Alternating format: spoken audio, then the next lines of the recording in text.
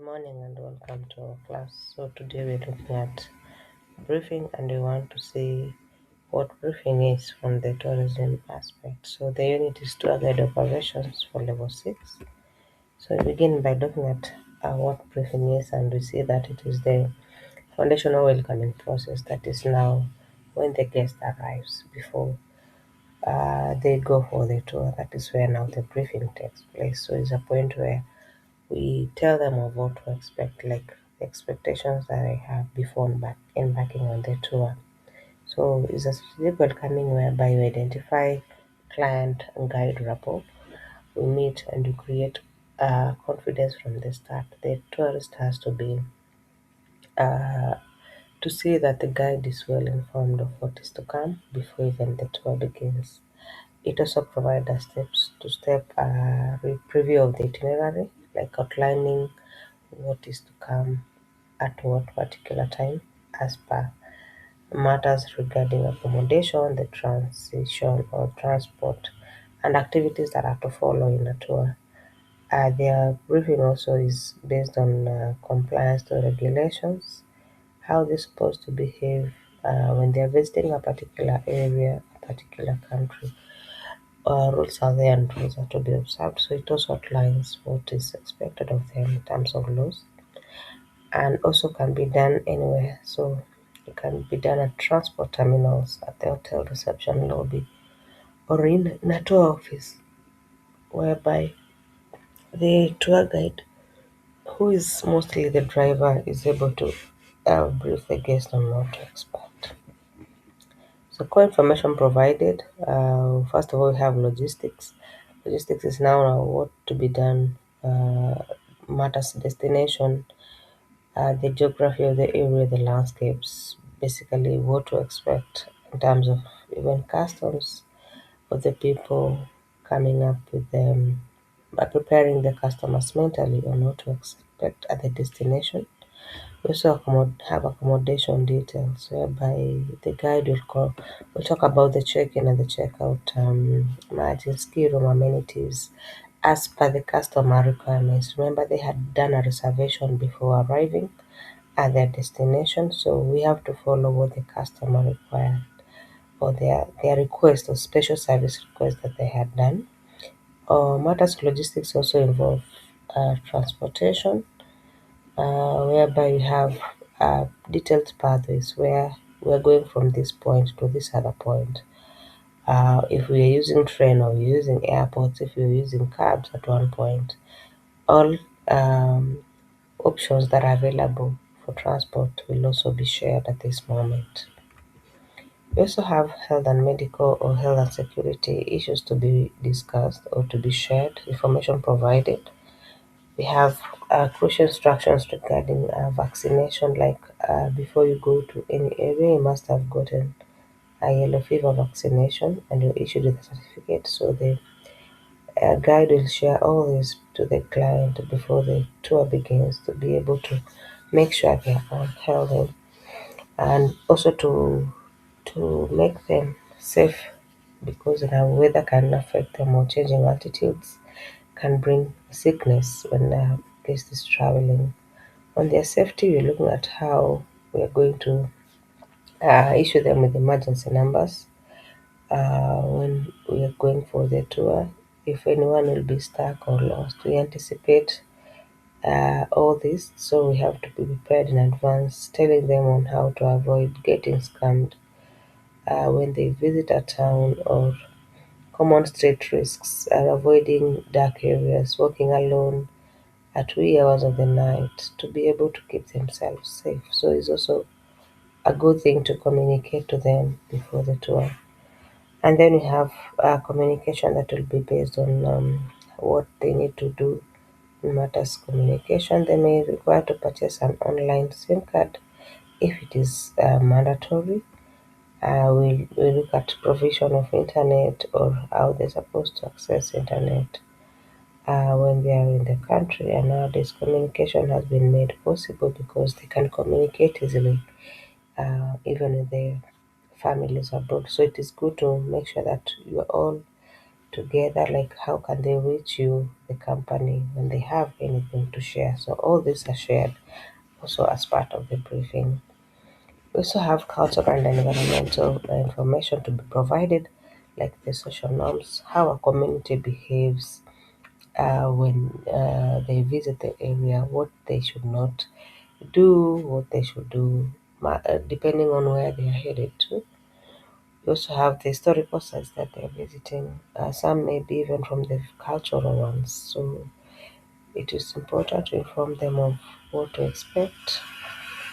Uh, Also, in terms of the regulations provided when also in restricted areas, like we have uh, animal protected areas that they may visit. So they should be informed that they are not supposed to feed the animals.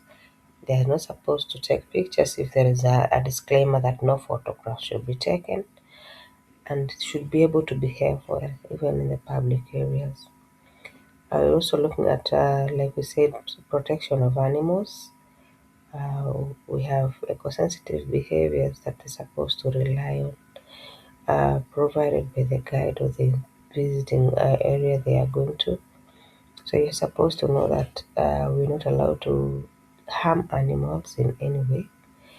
And then we have the leave no trace principle for fragile habitats. You're not supposed to pluck plants that are delicate or plants that have been conserved for many, many years for you to take as a sample. So you're supposed to leave the area as you found it, and that is why we have the leave no trace. You're not supposed to show people that you are there or engrave even plants because they're protected.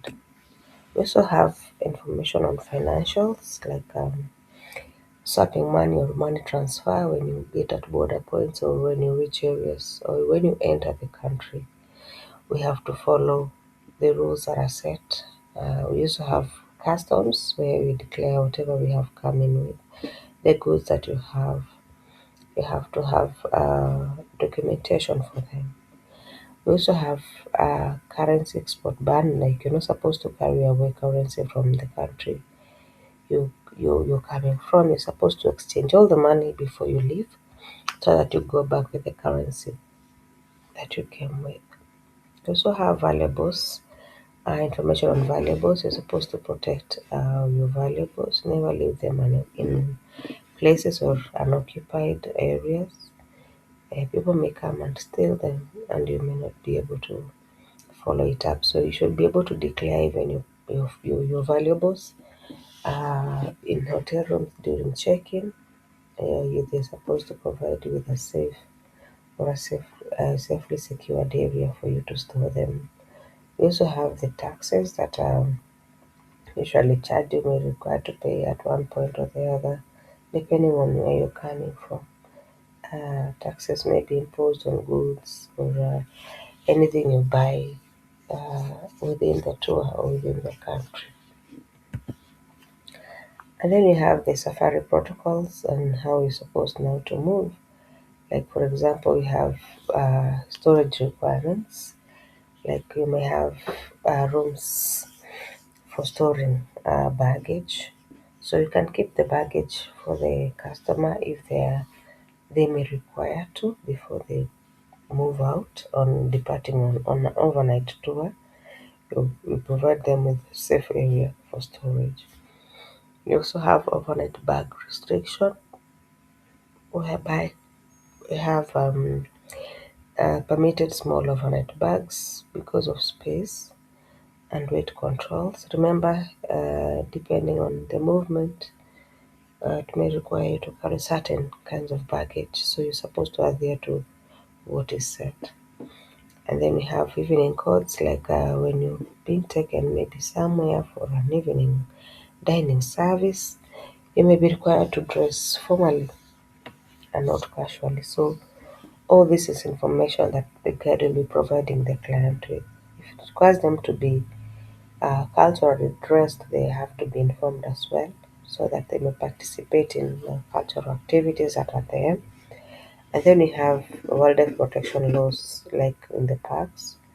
And remember, it is illegal to buy or to sell items from the animal, like for example the tusks or the skins or the trophies, it is illegal, and tourists may be arrested for such because these activities are not allowed in the park, majorly for the conservation and protection of wildlife. And then we have information on excursions and on-site reserves. If you want to book a pre-experiences prior, like for example balloon excursions, these are one-day events that you can attend to. So you have to book it early to be able to secure the slot. Remember, these balloon safaris are they guide to be prepared on how many people they are going with us, so you have to make reservations on time. Then you can coordinate the tours, like even if the client wants to divert from the main itinerary, it should be not so impact the major itinerary fully, because now it'll be deviating from whatever is required. So if it's a small stopover, can be allowed, and then it shouldn't take much time not to interfere with the normal itinerary for the day.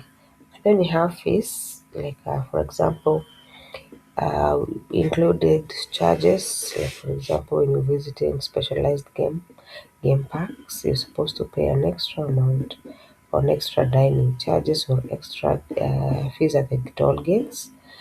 Like for example, you're moving your luggage, or you want to access extra services beside. You're supposed to let the client know that we may have these charges imposed on them during this different time. So they should be prepared in advance uh, to be able to prepare them that they'll make the payments at one point.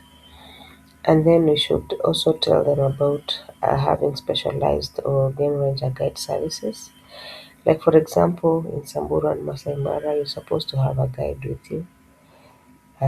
So you have to have the guide within the vehicle from the KWS. Like you have the driver who is your guide who is taking you on the tour, but you must have a KWS guide within the vehicle. So you have to carry them also. These are things that you should also anticipate or inform the clients about, so that they're not wondering why you're carrying an extra passenger from the vehicle they had booked. So thank you and have a good day.